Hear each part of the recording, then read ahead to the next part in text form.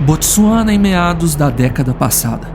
Às bordas do deserto do Kalahari, onde a sede dita a lei e cada sombra é um refúgio disputado a garras e dentes, uma lenda era sussurrada no vento quente que varria a savana. Era a lenda dos leões de Juba Negra, os Mana Negras, uma dinastia de titãs forjados no coração da África Austral. Relatos de guias experientes e páginas de fóruns dedicados à vida selvagem os descreviam não como reis, mas como tiranos, a força mais brutal que aquelas terras já haviam testemunhado.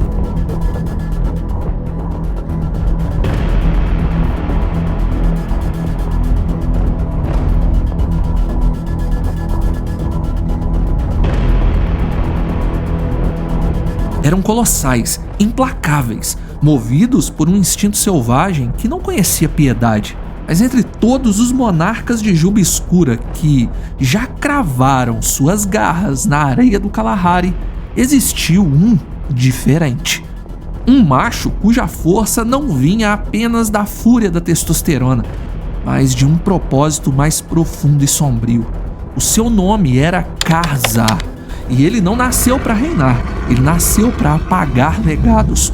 Movido por um ímpeto selvagem, ele se tornaria uma força da natureza dedicada a queimar o passado, a garantir que nenhuma semente dos seus rivais jamais brotasse.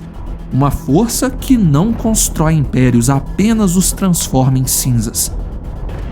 Esse é o ordinário, e hoje embarcaremos na jornada de Karzar, um leão mana negra que desenterrou a fúria em meio ao deserto. Então, já deixe seu like, se inscreva e vamos nessa. A forja de um anti-herói raramente ocorre nos palácios de fartura. Acontece no extremo oposto, na desolação. Karzar foi uma cria dessa escassez, um príncipe sem reino expulso do seu bando muito antes do que seria o natural.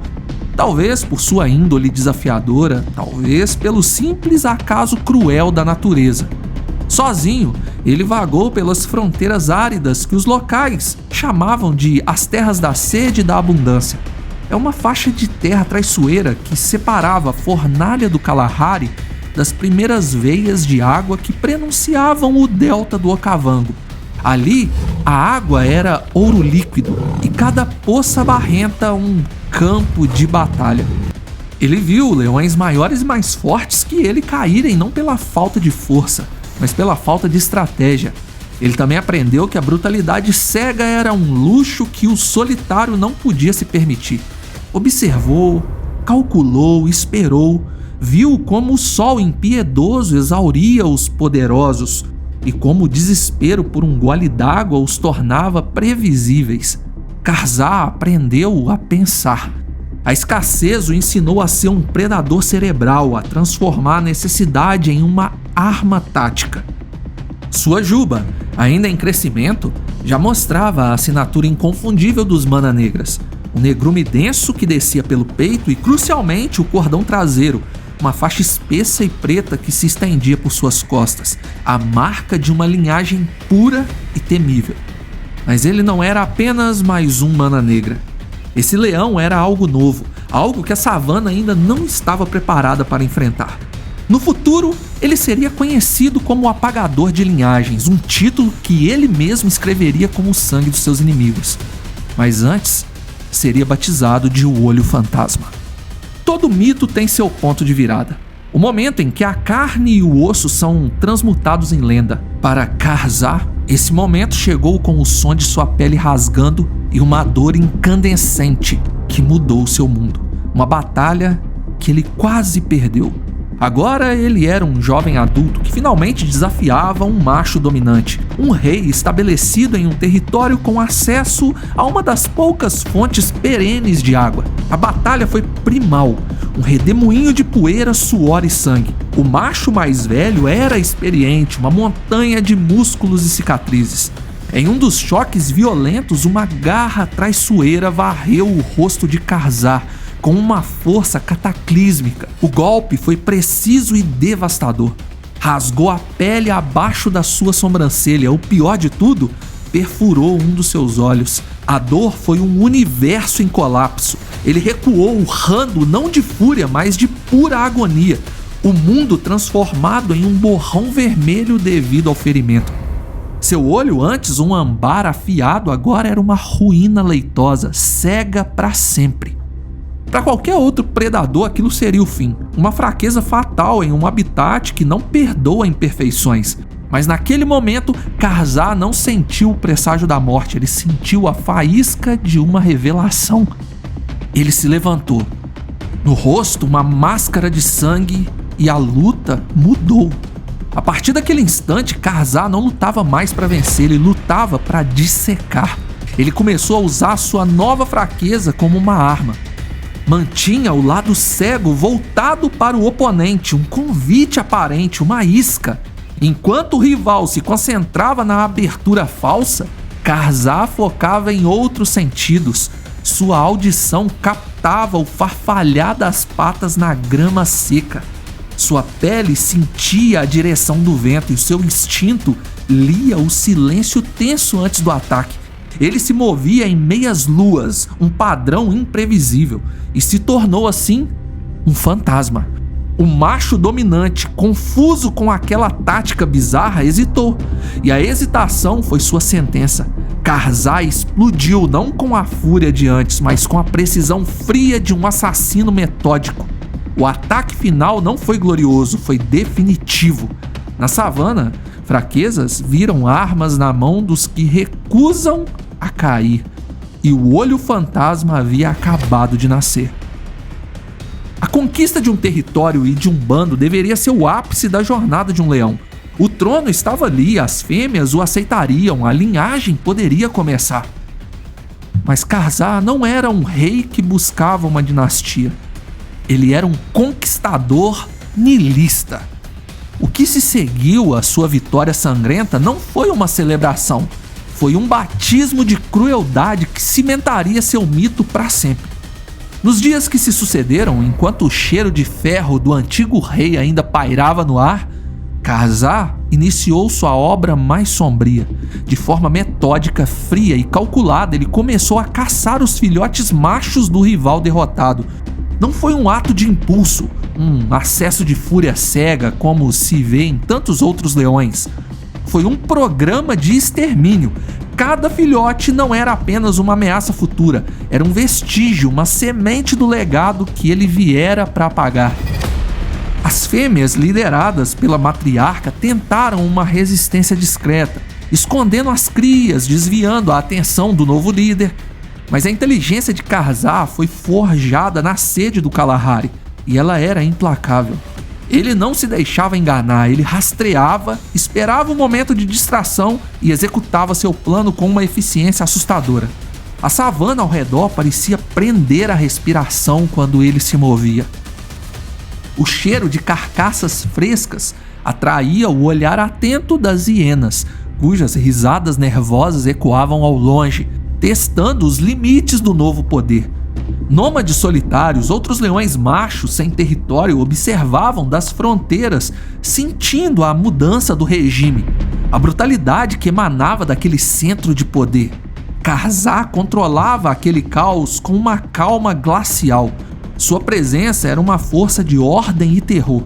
Ele não rugia em triunfo, ele se movia em um silêncio que era mais intimidador do que qualquer vocalização. Vocês já tinham ouvido falar de um Mana Negra com tamanha frieza programada? Eu não. Aquele leão parecia ter emergido das entranhas de uma terra perigosamente selvagem, e talvez fosse realmente isso que aconteceu. Com o tempo, Karzar tornou-se mais do que um leão. Ele virou um símbolo, um espectro que assombrava aquela fronteira. Sua imagem se tornou icônica, material para alimentar blogs de guias locais que o acompanhavam de longe. A cicatriz vertical e o olho e o seu mancar quase imperceptível, resultado daquela primeira grande batalha que dava a seu caminhar uma cadência sinistra, um ritmo que anunciava o caos. Nenhuma dessas limitações o tornava mais fraco, ao contrário, ele era intimidador. Abatia leões nômades com facilidade e amadurecia dia após dia. A sua juba ganhava força e sua fama também. A filosofia de seu reinado era clara. Ele não estava ali para acumular poder ou para garantir a sobrevivência dos seus próprios genes de forma tradicional. Ele estava ali para queimar os legados dos outros, para ser o ponto final na história de outras dinastias. Relatos de campo, fragmentos de conversas em rádios de safari e posts em páginas de observadores da vida selvagem pintavam o retrato de um monstro rei, um soberano movido por algo que ia além do instinto. Karzaa era a personificação da entropia na savana, uma força que não cria, apenas desfaz. Ele era a prova viva de que o trono mais assustador não é aquele ocupado por um rei, mas aquele ocupado por um fantasma que não deseja nada. Mas o trono, uma vez limpo de qualquer herdeiro anterior, rapidamente se tornou monótono. Os leões nômades o evitavam. A estabilidade entediava a alma de uma mana negra. Eles são alimentados com adrenalina. As fêmeas eram submissas. A comida era relativamente garantida. Não havia desafios. A paz era uma gaiola para um ser como Karzaa. Em uma noite de lua cheia que iluminava a savana, ele fez o impensável. Abandonou tudo. Deixou para trás o bando que conquistara com sangue, o território pelo qual ele quase morreu. Ele caminhou até o ponto mais alto da pequena colina que servia de mirante para o seu reino efêmero e ergueu a cabeça. Seu olho bom, o ambar afiado, mirou o horizonte ao norte. Lá onde o ar era mais úmido e a vegetação mais densa, jazia ali um verdadeiro teste, o delta do Okavango.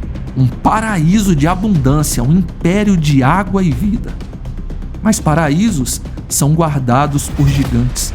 O delta era uma terra de uma nova força ascendente, forjada de músculos e dentes que controlava as melhores áreas de caça do Okavango. Não era um rei, mas dois.